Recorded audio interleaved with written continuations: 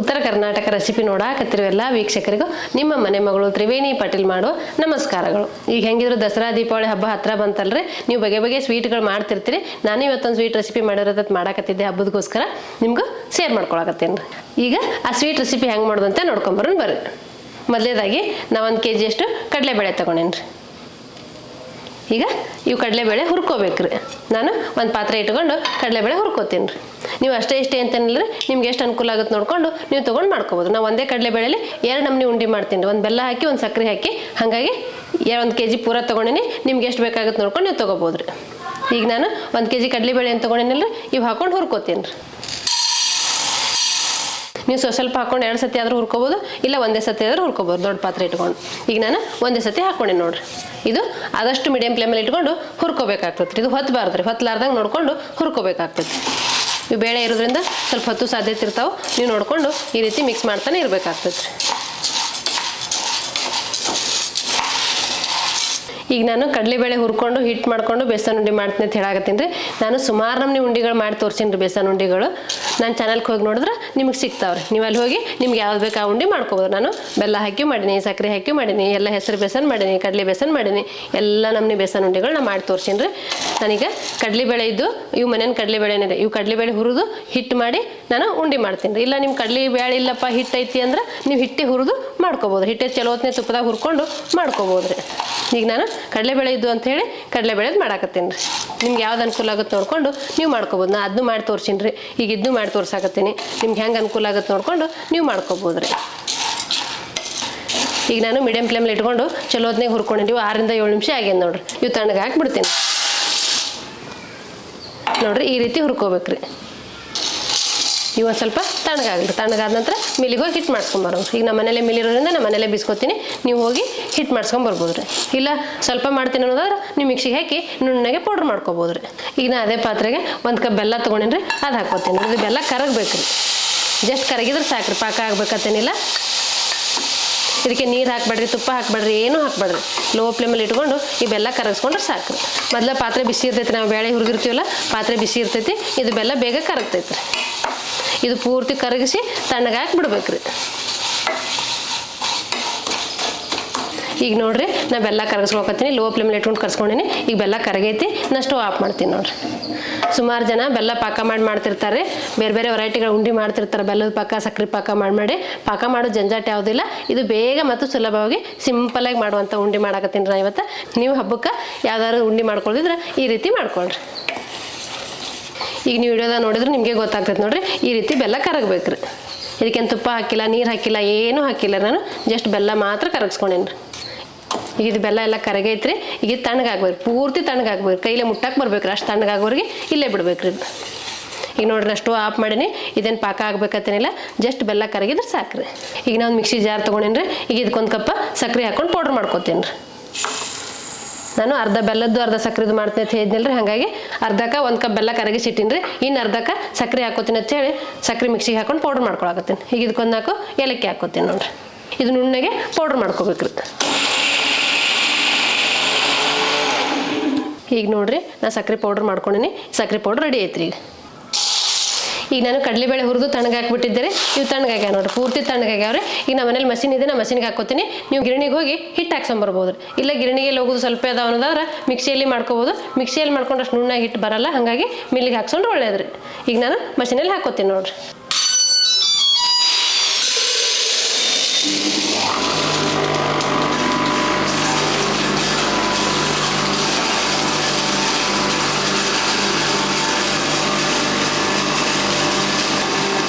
ಇದು ನುಣ್ಣಗೆ ಹಿಟ್ಟು ರೆಡಿ ಆಗುತ್ತೆ.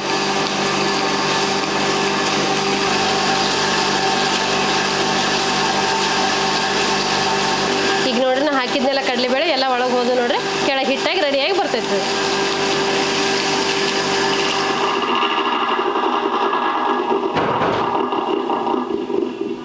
ಈಗ ನೋಡ್ರಿ, ಹಿಟ್ಟು ರೆಡಿ ಆಗೈತಿ. ನಾ ತಕ್ಕೋತೀನಿ ನೋಡ್ರಿ.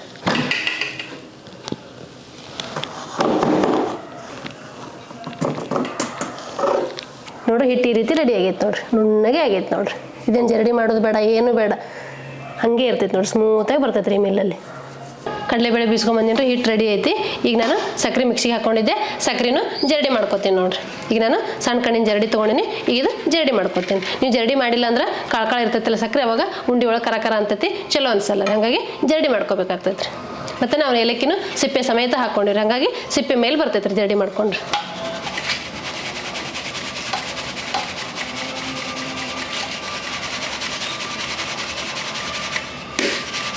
ನೋಡ್ರಿ ನಾನು ಜರಡಿ ಮಾಡ್ಕೊಂಡಿನಲ್ಲ, ಒಂಚೂರು ಕಾಳ ಸಕ್ಕರೆ ಉಳ್ದೈತಿ ಮತ್ತು ಏಲಕ್ಕಿ ಸಿಪ್ಪೆ ಉಳ್ದೈತಿ ನೋಡ್ರಿ. ನಾನು 1 ಕಪ್ ಸಕ್ಕರೆ ಮಿಕ್ಸಿಗೆ ಹಾಕಿ ಪೌಡರ್ ಮಾಡ್ಕೊಂಡಿದ್ದೆ.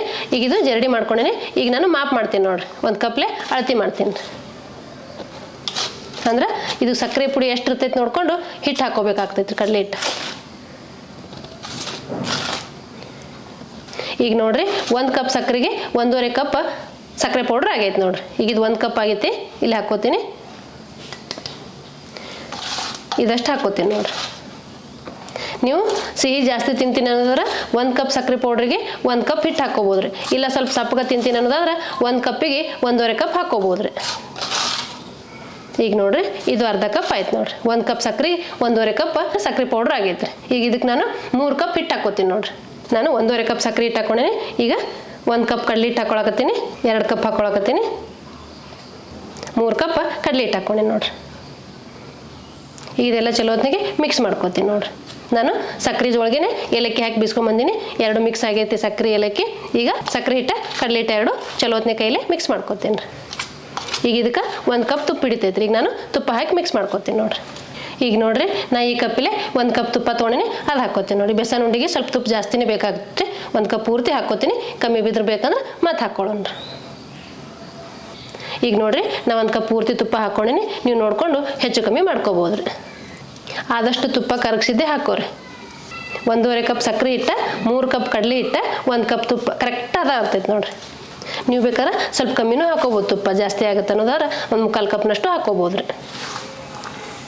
ನಾನು ಸಣ್ಣ ಕಪ್ಪಿಲೆ 1 ಕಪ್ ಪೂರ್ತಿ ಹಾಕ್ಕೊಂಡಿನಿ ನೋಡ್ರಿ.